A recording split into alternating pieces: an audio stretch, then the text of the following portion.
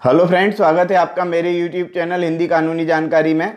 आज हम बात करेंगे आईपीसी की धारा 125 से लगा करके आईपीसी की धारा 130 तक के बारे में। यदि आप हमारी पिछली धाराओं के वीडियो देखना चाहते हैं तो यहाँ पर क्लिक करें। यहाँ पर आपको हमारी पिछली धाराओं के वीडियो मिल जाएंगे। हम बात कर लेते हैं आईपीसी की धारा 125 के संबंध में। क्या कहती है आईपीसी की धारा 125? ये कहती है भारत सरकार से मैत्रीपूर्ण संबंध रखने वाली एशियाई शक्ति के विरुद्ध युद्ध करना। तो यदि कोई व्यक्ति एशियाई शक्ति के विरुद्ध यानी एशिया के किसी देश के विरुद्ध युद्ध करता है और ऐसा देश जो है भारत से मैत्रीपूर्ण संबंध रखता है, तो ऐसे समय में उसको सजा का क्या प्रावधान होगा? जो व्यक्ति किसी मैत्रीपूर्ण देश के विरुद्ध युद्ध की घोषणा करता है या युद्ध करता है। जो कोई भारत सरकार से मैत्री का या शांतिपूर्ण संबंध रखने वाली एशियाई शक्ति की सरकार के विरुद्ध युद्ध करेगा या युद्ध करने का प्रयत्न करेगा या युद्ध करने के लिए दुष्प्रेरण देगा यानी उसका दुष्प्रेरण करेगा, तो वह आजीवन कारावास से दंडित किया जाएगा या दोनों में से किसी भी भांति के कारावास से जिसकी अवधि 7 वर्ष हो सकेगी दंडित किया जाएगा और जुर्माने से भी उसको दंडित किया जाएगा। इस प्रकार से हमने देखा आईपीसी की धारा 125 के बारे में। अब हम बात कर लेते हैं क्या है 125 की जो ये धारा है, ये भारत के पंचशील सिद्धांतों के ऊपर डिपेंड है। इसलिए इस प्रकार से यहाँ पर इस धारा को जोड़ा गया है ताकि पंचशील के सिद्धांतों का जो है वो हनन ना हो सके। इस प्रकार से यहाँ पर तो हम बात करते हैं अब आईपीसी की धारा 126 के बारे में। आईपीसी की धारा 126 क्या कहती है?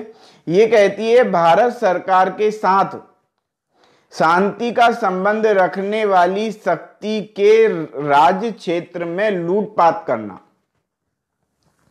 यदि कोई व्यक्ति ऐसा हो जो किसी अन्य देश में यानी कि किसी एशियाई देश में लूटपाट करे और वो वाला देश जो है भारत से मैत्रीपूर्ण संबंध रखता है, तो ऐसे समय में उस व्यक्ति को क्या सजा होगी? जो व्यक्ति भारत के बाहर किसी एशियाई देश में मैत्रीपूर्ण संबंध रखने वाले देश में लूटपाट करेगा।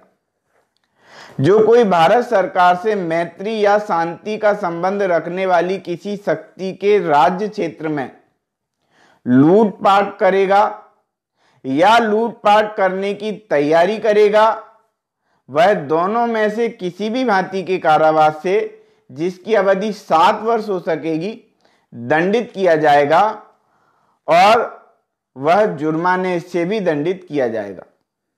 और साथ में ही ऐसी लूटपाट करने के उपयोग में लाई गई या उपयोग में लाई जाने वाली आशयित या ऐसे लूटपाट द्वारा अर्जित संपत्ति के समपहरण से भी दंडित किया जाएगा, यानी वो संपत्ति भी उससे छुड़ा ली जाएगी। ये कहती है आईपीसी की धारा 125 और 126। अब हम बात कर लेते हैं आईपीसी की धारा 127 के बारे में। आईपीसी की धारा 127 क्या कहती है?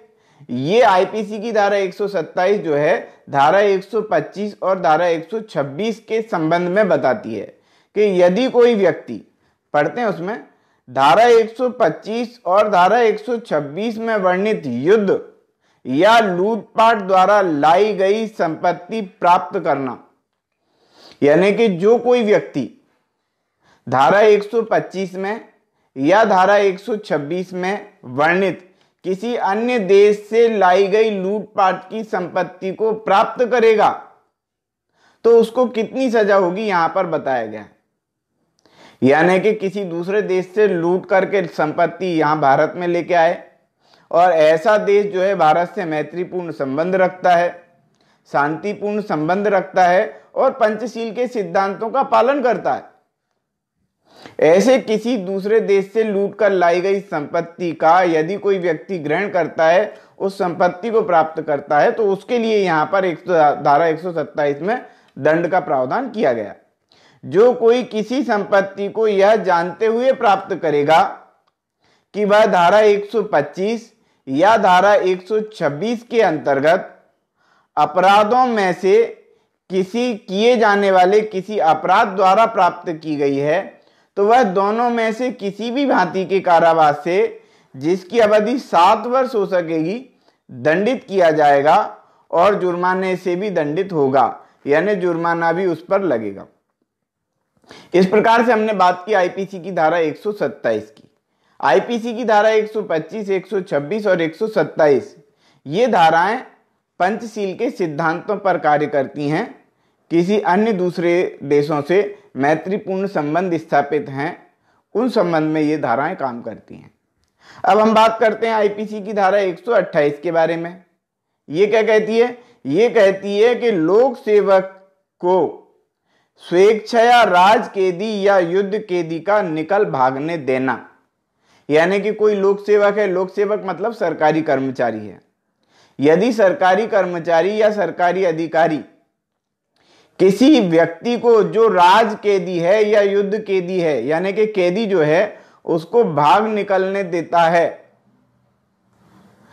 तो उसके लिए सजा का क्या प्रावधान है। यहां पर यह बताया गया कि जो कोई लोक सेवक होते हुए यानी कि सरकारी नौकर होते हुए और किसी राज कैदी या युद्ध कैदी को अभिरक्षा में रखते हुए, यानी कि वो उसकी सुपुर्दगी में, वो उसकी अभिरक्षा में है, कौन? जो कैदी है वो स्वेच्छया से ऐसे कैदी को किसी ऐसे स्थान जिसमें ऐसे कैदी परिरुद्ध है, यानी कि उसको बंद करके रखा है, ऐसा कोई स्थान निकल भागने देगा, यानी उस स्थान से निकल भागने देगा। वह आजीवन कारावास से या दोनों में से किसी भी भांति के कारावास से जिसकी अवधि 10 वर्ष हो सकेगी दंडित किया जाएगा और जुर्माने से भी उसको दंडित करना पड़ेगा, यानी कि वो जुर्माने से भी दंडित होगा। ये कहती है आईपीसी की धारा 128, यानी कि कोई लोक सेवक होते हुए, सरकारी कर्मचारी होते हुए किसी राज कैदी या युद्ध कैदी को भागने देगा तो वो आजीवन कारावास से या 10 वर्ष तक के कारावास से और जुर्माने से दंडित किया जाएगा। सिंपल वे में अपन ने इसको देखा। अब हम बात करते हैं आईपीसी की धारा 129 के बारे में। 129 क्या कहती है? उपेक्षा से लोक सेवक का ऐसे कैदी का निकल भागने देना, सहन करना, यानी कि उपेक्षा पूर्वक। ऊपर जो लिखा है वो तो जानबूझकर स्वेच्छा से जो है भागने देना राज कैदी और युद्ध कैदी को, और यहां पर बताया गया धारा 129 में कि उपेक्षा से, यानी कि कोई लोक सेवक, कोई सरकारी कर्मचारी कोई उपेक्षा करता है, उस उपेक्षा के कारण कोई राज कैदी या युद्ध कैदी भाग जाता है और वो फिर भी सहन करता है कि भाग गया तो ठीक, तो ऐसे समय में उसको क्या सजा होगी यहां पर यह बताया गया। जो कोई लोक सेवक होते हुए और किसी राज कैदी या युद्ध कैदी की अभिरक्षा में रखते हुए, यानी कि वो उसकी अभिरक्षा में यानी कि उसके कैद में, उसके पास है मतलब वो, और ये इस बात के लिए है कि वो उसको भागने ना दे। उपेक्षा से ऐसे कैदी को ऐसे परिरोध स्थान से, यानी कि जहां पर उसको बंद करके रखा गया है, ऐसे स्थान से जिसमें वह कैदी परिरुद्ध है, यानी कि बंद करके रखा है, निकल भागना सहन करेगा। वह सादा कारावास से जिसकी अवधि 3 वर्ष हो सकेगी दंडित किया जाएगा और जुर्माने से भी दंडित होगा, यानी जुर्माना भी लगेगा और 3 साल तक की सजा भी उसको हो सकेगी यदि कोई उपेक्षा पूर्वक किसी कैदी को भागने देता है या भागना सहन करता है तो उसको इस प्रकार की सजा होगी। अब हम बात कर लेते हैं आईपीसी की धारा 130 के बारे में। आईपीसी की धारा 130 क्या कहती है? ये कहती है ऐसे कैदी के निकल भागने में सहायता करना, उसे छुड़ाना या आश्रय देना। यानी कि यहां पर लोक सेवक की बात नहीं है, धारा 130 में लोक सेवक की बात नहीं है। कोई भी व्यक्ति यदि किसी कैदी को जो भारत के किसी भी जेल में बंद किए जाने योग्य है या वो बंद है और पैरोल पर छोड़ा गया है, पैरोल पर छोड़ना तो आप समझते हैं कि कुछ दिन के लिए जो है वो जेल में ज्यादा दिन बंद रहेगा तो उसको क्या है, कुछ समय के लिए छुट्टी दे दी जाती है।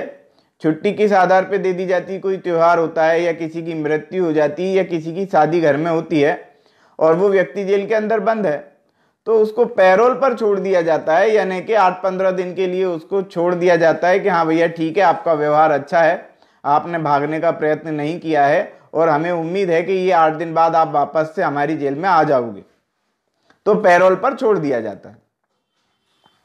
यदि कोई ऐसा व्यक्ति हो जो पैरोल पर छोड़ा गया हो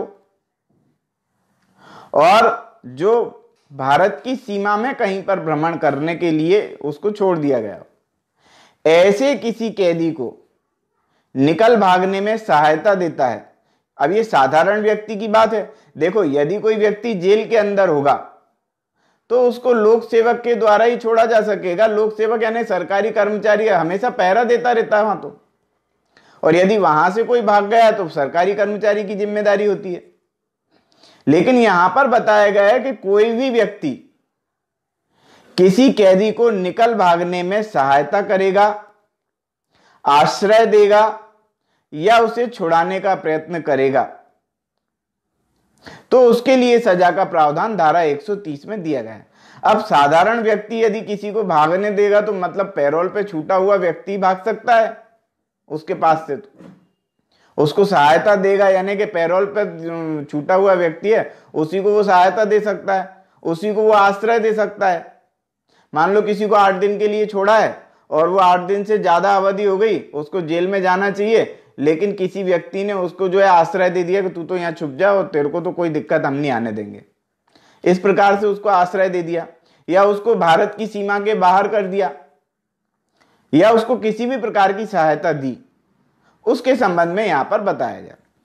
क्या बताया कि जो कोई जानते हुए यानी कि जानते समझते हुए किसी राज कैदी या युद्ध कैदी को विधिपूर्ण अभिरक्षा से निकल भागने में मदद करेगा, सहायता देगा या ऐसे युद्ध कैदी को छुड़ाएगा। ये को छुड़ाने की जो बात है वो तो जो है जेल के अंदर से ही छुड़ाने की बात है।